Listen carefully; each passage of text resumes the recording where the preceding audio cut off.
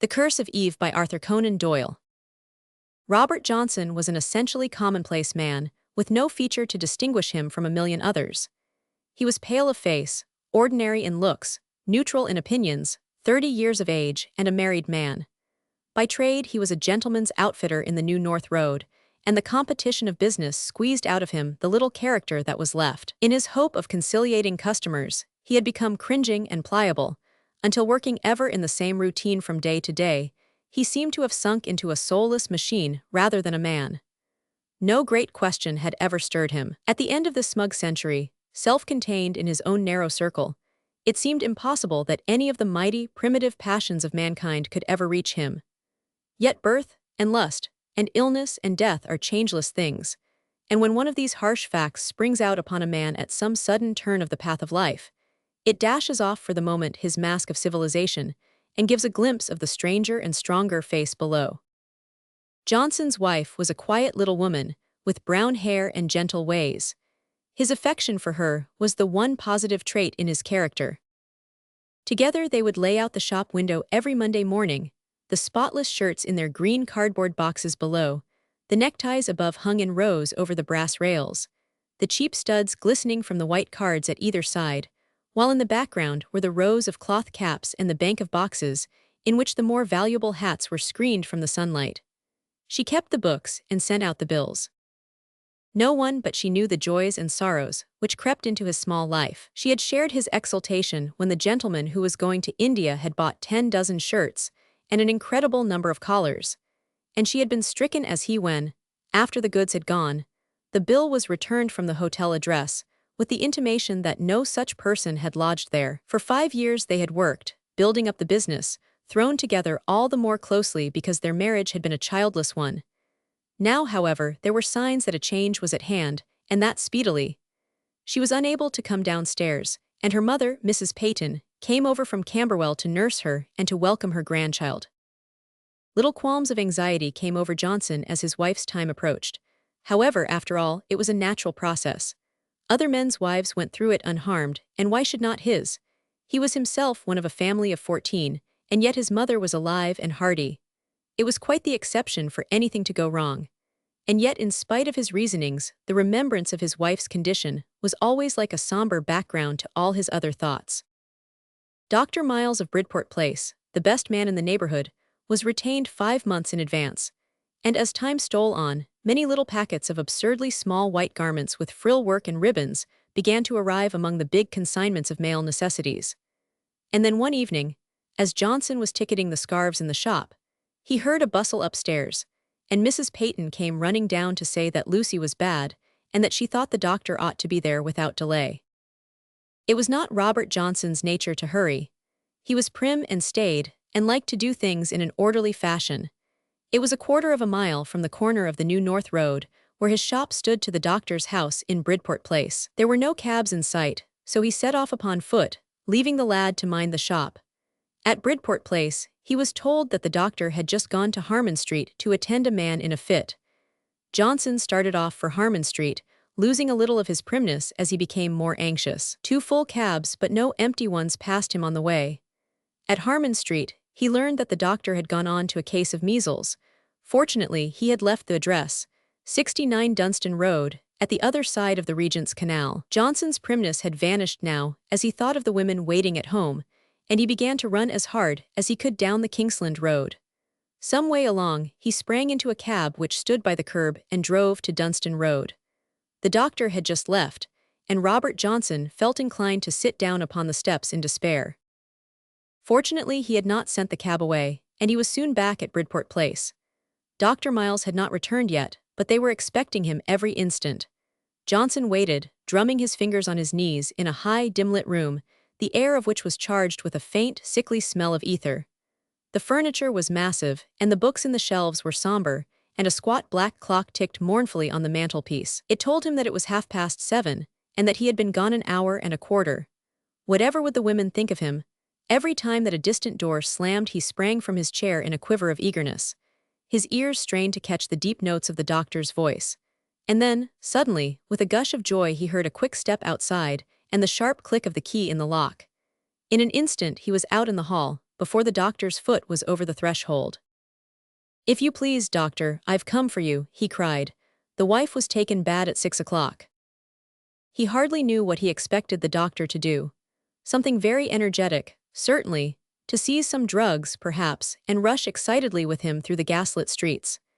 Instead of that, Dr. Miles threw his umbrella into the rack, jerked off his hat with a somewhat peevish gesture, and pushed Johnson back into the room. "Let's see, you did engage me, didn't you?" he asked in no very cordial voice. "Oh yes, doctor, last November. Johnson, the outfitter, you know, in the New North Road." "Yes, yes. It's a bit overdue," said the doctor, glancing at a list of names in a notebook with a very shiny cover. "Well, how is she?" "I don't." "Ah, of course, it's your first. You'll know more about it next time." "Mrs. Peyton said it was time you were there, sir." "My dear sir, there can be no very pressing hurry in a first case. We shall have an all-night affair, I fancy. You can't get an engine to go without coals, Mr. Johnson, and I have had nothing but a light lunch. We could have something cooked for you, something hot and a cup of tea." "Thank you, but I fancy my dinner is actually on the table. I can do no good in the earlier stages. Go home and say that I am coming, and I will be round immediately afterwards." A sort of horror filled Robert Johnson as he gazed at this man who could think about his dinner at such a moment. He had not imagination enough to realize that the experience which seemed so appallingly important to him was the merest everyday matter of business to the medical man who could not have lived for a year had he not, amid the rush of work, remembered what was due to his own health. To Johnson, he seemed little better than a monster. His thoughts were bitter as he sped back to his shop. "You've taken your time," said his mother-in-law reproachfully, looking down the stairs as he entered. "I couldn't help it," he gasped. "Is it over?" "Over? She's got to be worse, poor dear, before she can be better." "Where's Dr. Miles?" "He's coming after he's had dinner." The old woman was about to make some reply, when from the half-open door behind, a high, whinnying voice cried out for her. She ran back and closed the door, while Johnson, sick at heart, turned into the shop. There he sent the lad home and busied himself frantically in putting up shutters and turning out boxes. When all was closed and finished, he seated himself in the parlor behind the shop. But he could not sit still. He rose incessantly to walk a few paces, and then fall back into a chair once more.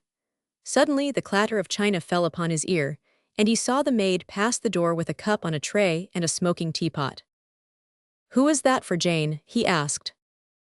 "For the mistress, Mr. Johnson. She says she would fancy it." There was immeasurable consolation to him in that homely cup of tea. It wasn't so very bad after all if his wife could think of such things. So light-hearted was he that he asked for a cup also. He had just finished it when the doctor arrived, with a small black leather bag in his hand. "Well, how is she?" he asked genially. "Oh, she's very much better," said Johnson with enthusiasm. "Dear me, that's bad," said the doctor. "Perhaps it will do if I look in on my morning round." "No, no," cried Johnson, clutching at his thick frieze overcoat. "We are so glad that you have come. And doctor, please come down soon and let me know what you think about it." The doctor passed upstairs, his firm, heavy steps resounding through the house. Johnson could hear his boots creaking as he walked about the floor above him, and the sound was a consolation to him. It was crisp and decided, the tread of a man who had plenty of self-confidence.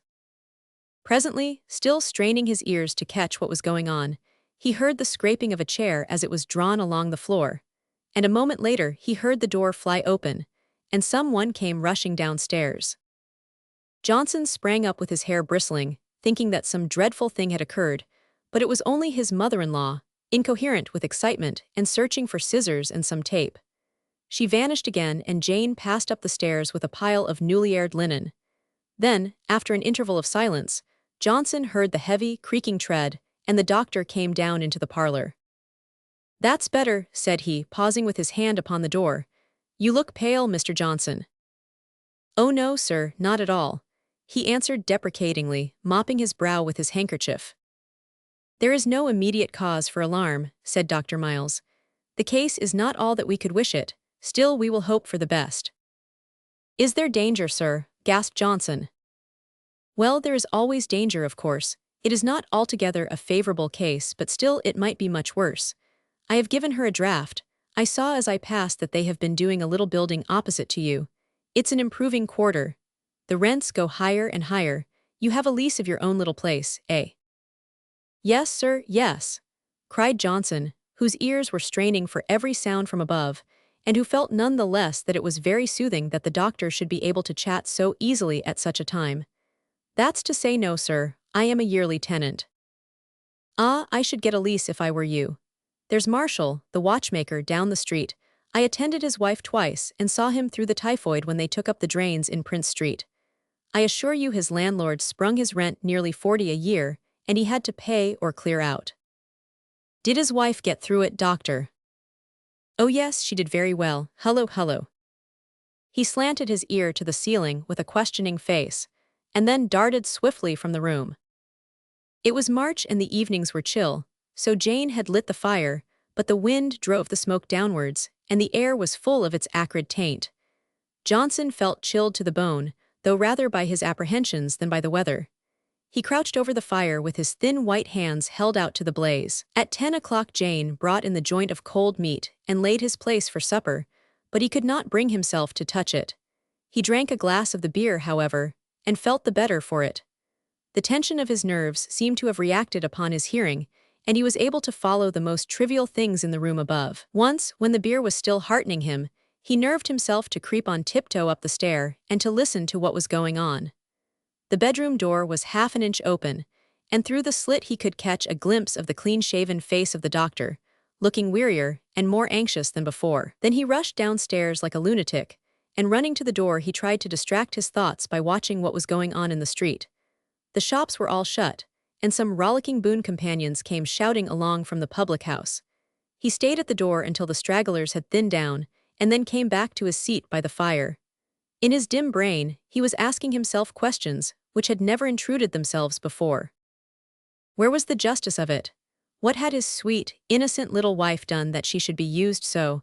Why was nature so cruel? He was frightened at his own thoughts, and yet wondered that they had never occurred to him before. As the early morning drew in, Johnson, sick at heart and shivering in every limb, sat with his greatcoat huddled round him, staring at the gray ashes and waiting hopelessly for some relief. His face was white and clammy, and his nerves had been numbed into a half-conscious state by the long monotony of misery. But suddenly, all his feelings leapt into keen life again as he heard the bedroom door open and the doctor's steps upon the stair. Robert Johnson was precise and unemotional in everyday life, but he almost shrieked now as he rushed forward to know if it were over. One glance at the stern, drawn face which met him showed that it was no pleasant news which had sent the doctor downstairs. His appearance had altered as much as Johnson's during the last few hours. His hair was on end, his face flushed, his forehead dotted with beads of perspiration. There was a peculiar fierceness in his eye, and about the lines of his mouth, a fighting look as befitted a man who for hours on end had been striving with the hungriest of foes for the most precious of prizes. But there was a sadness too, as though his grim opponent had been overmastering him. He sat down and leaned his head upon his hand like a man who is fagged out. "I thought it my duty to see you, Mr. Johnson, and to tell you that it is a very nasty case. Your wife's heart is not strong, and she has some symptoms which I do not like. What I wanted to say is that if you would like to have a second opinion, I shall be very glad to meet anyone whom you might suggest." Johnson was so dazed by his want of sleep and the evil news that he could hardly grasp the doctor's meaning. The other, seeing him hesitate, thought that he was considering the expense.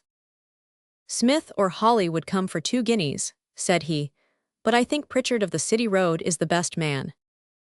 "Oh yes, bring the best man," cried Johnson.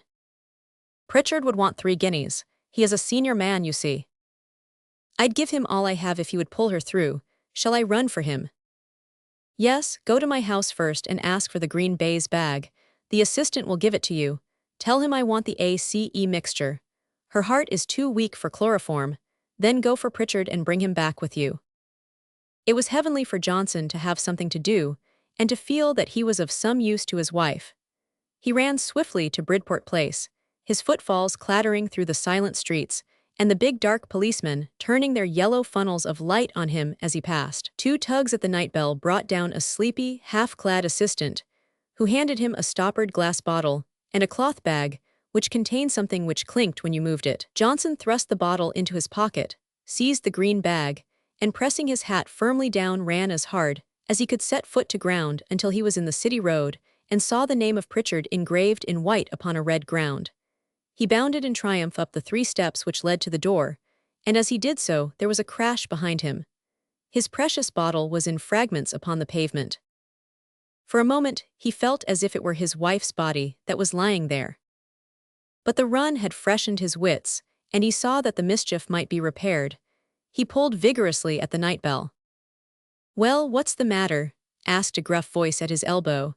He started back and looked up at the windows, but there was no sign of life. He was approaching the bell again with the intention of pulling it, when a perfect roar burst from the wall. "I can't stand shivering here all night," cried the voice. "Say who you are and what you want, or I shut the tube." Then for the first time Johnson saw that the end of a speaking tube hung out of the wall just above the bell. He shouted up it. "I want you to come with me to meet Dr. Miles at a confinement at once." "How far?" shrieked the irascible voice. "The New North Road, Hoxton. My consultation fee is 3 guineas, payable at the time." "All right," shouted Johnson. "You are to bring a bottle of ACE. Mixture with you." "All right, wait a bit." 5 minutes later, an elderly, hard-faced man with grizzled hair flung open the door. As he emerged, a voice from somewhere in the shadows cried, "Mind you take your cravat, John," and he impatiently growled something over his shoulder in reply. The consultant was a man who had been hardened by a life of ceaseless labor, and who had been driven, as so many others have been, by the needs of his own increasing family to set the commercial before the philanthropic side of his profession. Yet beneath his rough crust, he was a man with a kindly heart. "We don't want to break a record," said he, pulling up and panting after attempting to keep up with Johnson for 5 minutes. "I would go quicker if I could, my dear sir, and I quite sympathize with your anxiety, but really I can't manage it." So Johnson, on fire with impatience, had to slow down until they reached the New North Road, when he ran ahead and had the door open for the doctor when he came. He heard the two meet outside the bedroom and caught scraps of their conversation. "Sorry to knock you up, nasty case, decent people." Then it sank into a mumble and the door closed behind them.